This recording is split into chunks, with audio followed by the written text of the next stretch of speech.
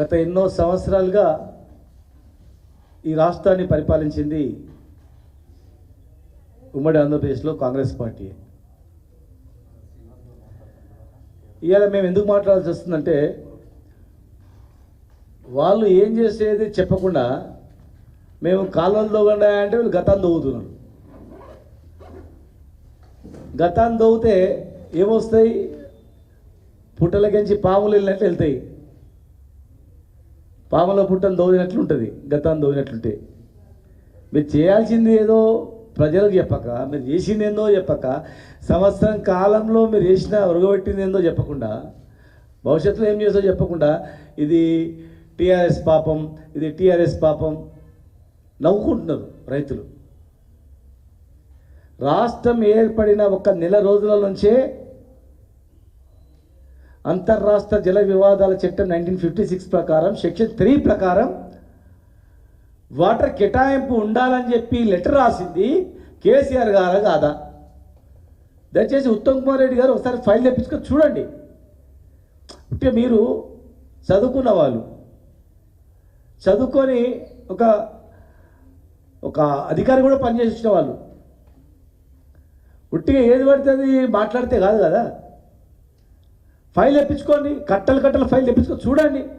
కనీసం రాష్ట్రం ఏర్పడినప్పటి నుంచి జరిగినటువంటి ఫైల్ అన్నా చూడండి, ఎన్ని లెటర్ రాసిరనేది. రాష్ట్రం ఏర్పడిన నెల రోజుల నుంచే కేసీఆర్ గారు నీళ్ళ వెంబడి పడ్డాడు సెక్షన్ 3 ప్రకారం కేటాయించాలని చెప్పి. మరి మీరు ఏదైతే సెక్షన్ 89 ప్రకారము మేము కొట్లాడమంటున్నారు. అసలు సెక్షన్ 89 ఎట్లొచ్చింది? మీ వల్లనే వచ్చింది. రాష్ట్ర పునర్విభజన చట్టంలో ఉన్నటువంటి సెక్షన్ 89 ప్రకారము కేటాయింపులు అనేది మీ వల్లనే అది వచ్చింది. అది కాదు, రాష్ట్రాల వారిగా విభజించాలని నీళ్ళని కొట్లాడింది కేసీఆర్ ప్రభుత్వం, కోర్టులకు కేసీఆర్ గారి ప్రభుత్వం, మా ప్రభుత్వమే. మేము పరిష్కరిస్తాం, కోర్టుల కేసు ఉంటే పరిష్కరించలేమని చెప్తే దాన్ని విత్డ్రా చేసి మళ్ళీ పట్టుబట్టింది ప్రభుత్వమే. స్వయంగా కేసీఆర్ గారే అక్కడ ట్రిబ్యునల్ ముందుకు హాజరైనటువంటి విషయం కూడా ప్రజలు మర్చిపోతారా?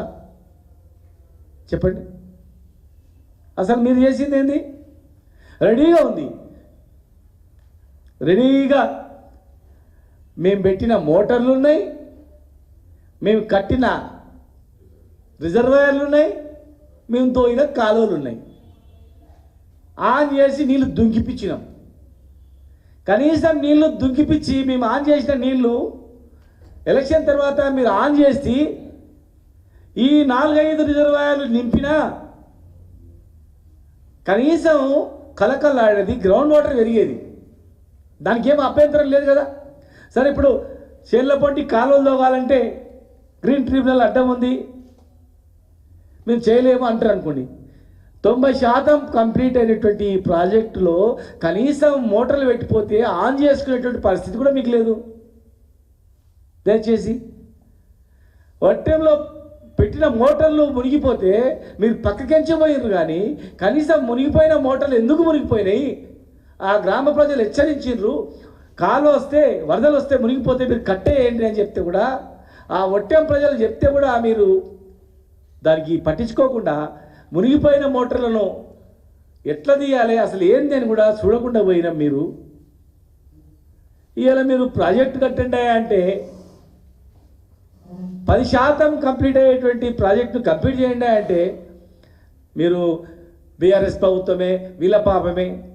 సరే, మా పాపం వల్లనే ఇవాళ మహబూబ్నగర్ జిల్లాలో 10 లక్షల ఎకరాలు పంట పండుతుందా? మీ వల్ల అయితే పండుతుందా? చెప్పండి. నువ్వు కూడా రైతు బిడ్డగా, రైతు సాక్షిగా నీ ఆత్మ పరిశీలన చేసుకొని చెప్పండి. 24 గంటలు కరెంట్ ఇచ్చింది కేసీఆర్ ప్రభుత్వం కదా? మీ ప్రభుత్వ హయాంలో కాలిన మోటార్లతో, ఎండిన సేన్లతో ఆత్మహత్యలు చేసుకున్నటువంటి సంఘటనలు, ఉమ్మడి ఆంధ్రప్రదేశ్లో కరెంటు గురించి ధర్నా చేస్తే బషీర్బాగ్ దగ్గర కాల్ చేసినటువంటి సంఘటనలు తెలంగాణ ప్రజలు గుర్తుపెట్టుకోలేదు అనుకున్నారా? కరెంట్ ఇవ్వకపోతే, చెరువులు తవ్వకపోతే, కల్వకుర్తి లిఫ్ట్ ఇరిగేషన్ పేరుకు పెట్టి కనీసం నీళ్ళు కూడా రానియకుండా చేస్తుంది. మీరు స్టార్ట్ చేసిన ప్రాజెక్టులలో కనీసం ఒక్క దగ్గరన్నా ఒక 5 టీఎంసీల రిజర్వాయర్ ఉందా? ఏమిట్లో పోసుకోవాలి? కేఎల్ఐ నుంచి వచ్చిన నీళ్ళు దోషిలో పోసుకోవాలా?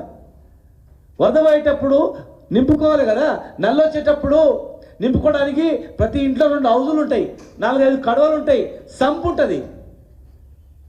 రేపు నల్ల వస్తుందన్నా కూడా నింపుకొని పెట్టుకుంటారు రేపటి వరకు మళ్ళీ వాడుకోవడానికి ఒక ఇంట్లో.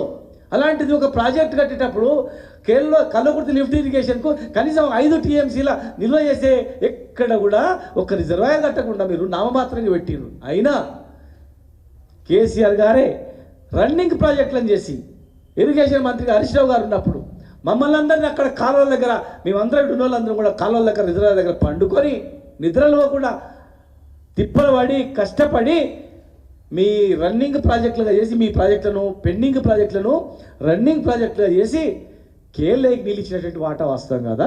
మేము ఇచ్చిన తర్వాత ఎన్ని నీళ్ళు వచ్చినాయి, ఎంత పంట పండింది ఒక్కసారి చూడండి, లెక్కలు చూడండి.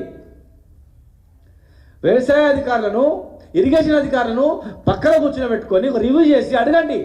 2014 కన్నా ముందు మహబూబ్నగర్ జిల్లాలో, నల్గొండ జిల్లాలో ఎంత పంటలు పండినాయి, 2014 తర్వాత కేసీఆర్ గారు ముఖ్యమంత్రి అయిన తర్వాత ఎన్ని పంటలు పండినాయి ఒకసారి అవగాహన చూడండి. రైతుల దగ్గరికి వెళ్ళండి. సంవత్సరం అయింది, ఎక్కడ రివ్యూ చేసిరు మీరు?